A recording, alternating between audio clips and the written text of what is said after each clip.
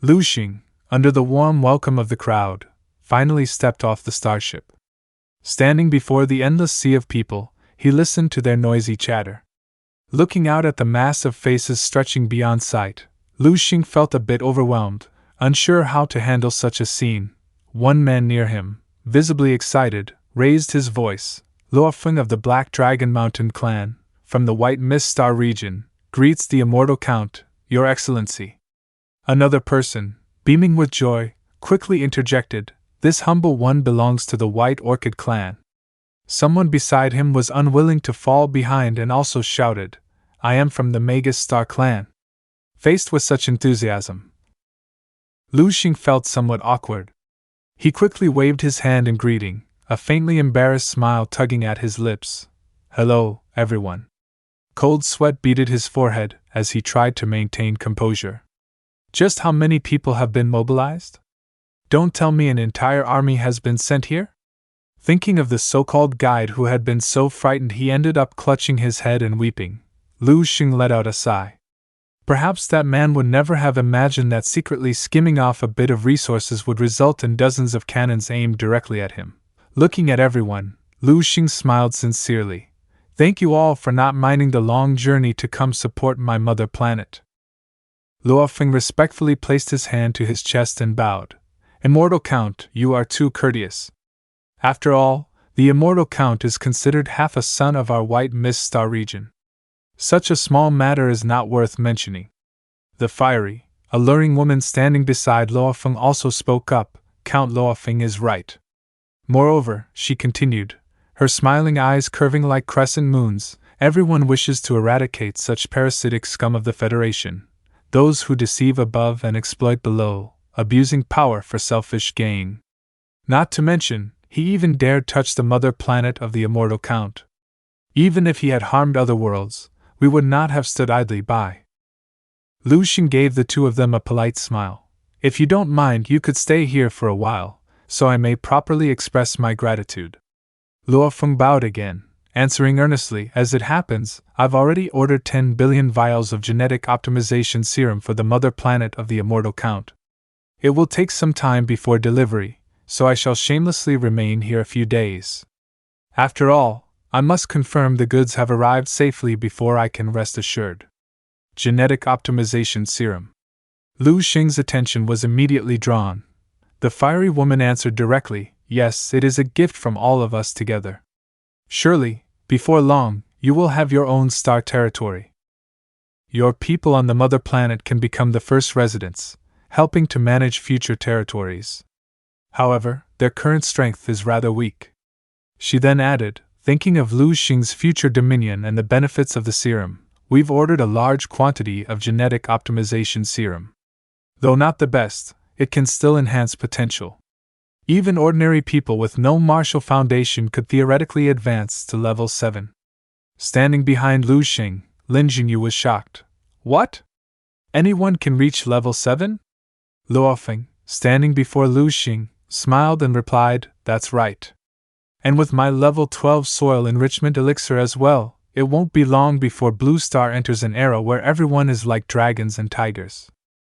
The crowd turned to each other, excitement clearly visible in their eyes. In that case, from now on, our fortunes will soar to the heavens. Their faces lit up with joy. Yes, yes. We are blessed by the brilliance of our Lord. Lu Xing broke into a cold sweat, forcing himself to remain calm. Inwardly, he thought, to think even ordinary people can be pushed straight to level 7. Is this what defines an advanced civilization? A faint smile gradually appeared on his face. Not bad at all. The lifespans of my family members could only stretch a few hundred years. I had planned to slowly reform Blue Star, but now the goal is directly within reach. Just then, one of the supporters suddenly laughed. In the future, when the Immortal Count is granted his fief, surely you will bring along your kin from the mother planet, yes? Preparations must be made. I shall gift the Immortal Count 1,000 starships. Lu Xing was stunned. What? Then joy spread across his face. Another grand gift. Though they were only mid-tier starships, such vessels were far beyond what ordinary people could afford. 1,000 at once, This was no small gesture. He quickly spoke up, "Then I thank you, sir."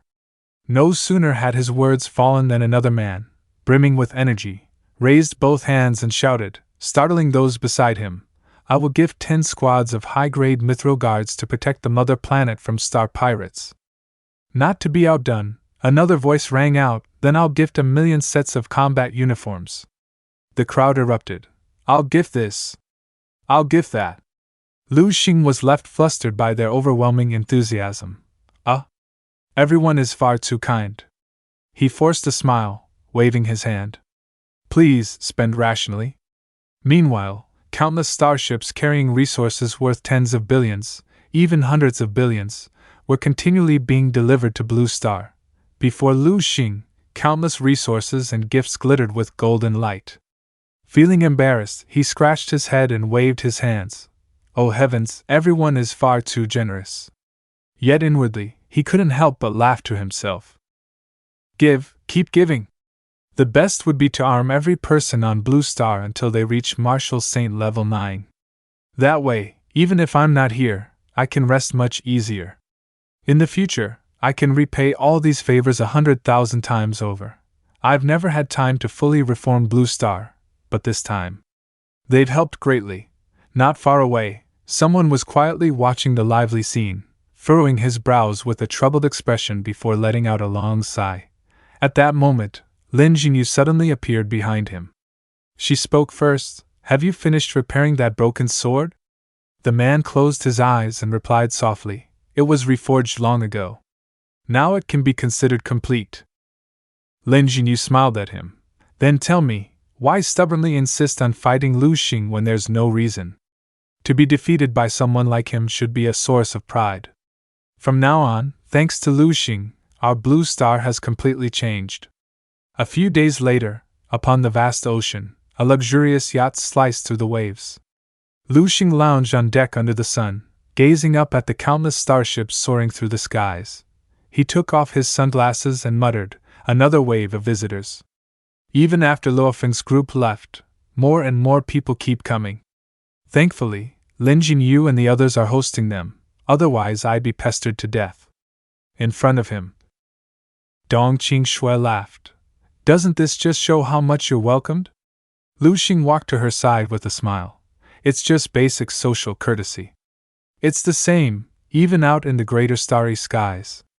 As he spoke, he gently caressed her beautiful face. Leaning close with natural intimacy, he whispered, "I'll be diving into the sea in a moment.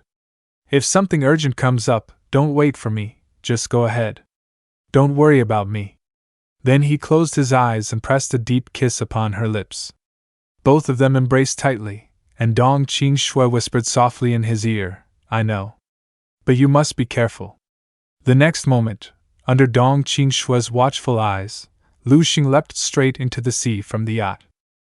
He swam freely through the waters, thinking to himself, if nothing changes, 8 years from now Blue Star will still be destroyed. Though now there's no need to worry about its safety, I still can't ignore this. What exactly caused its complete destruction? His expression hardened, eyes turning cold. According to the system, the problem originated here. Back when I fought that extreme martial saint, I was gravely wounded and fell into an undersea cavern. And there, I encountered something that could not be named. Suddenly, before him, a massive sea monster appeared. With a single strike of his blade, Lu Xing cleaved through it instantly. "Get lost, you damned worm. Don't disturb me." As if sensing something, he lowered his gaze to the eye embedded on the back of his hand. I nearly forgot about this. The aberrant cells within his body seemed to resonate with it, proof that it was close by. At once, Lu Xing accelerated through the water. This must not be delayed. Before long, he halted on a jagged reef deep beneath the ocean. Staring at the area before him, he muttered, "So. It's here." The eye on the back of his hand suddenly bulged with veins, sprouting writhing tendrils. Lu Xing frowned at it. Something's not right. The surroundings abruptly grew deathly silent. The aberrant cells in his hand stirred frantically, as though eager to burst free from his body. Lu Xing's face grew solemn. "I've always felt something missing." "That's right, mental fluctuations. Before, whenever I was beneath the sea, there was always a current of consciousness trying to lure and confuse me. But now, there's nothing. Just as his thought ended, a strange, sinister laughter echoed all around. Ha! Ha ha ha ha ha! From the deepest abyss, a colossal eye suddenly opened, its crimson iris blazing like blood. An instant later, something vast surged upward from the seabed. A deep, booming voice resounded, at last. I've found you. Lu Xing's eyes widened in shock as a titanic hand, belonging to some unknown aberrant life form, emerged before him, its razor-sharp claws reaching out to seize him.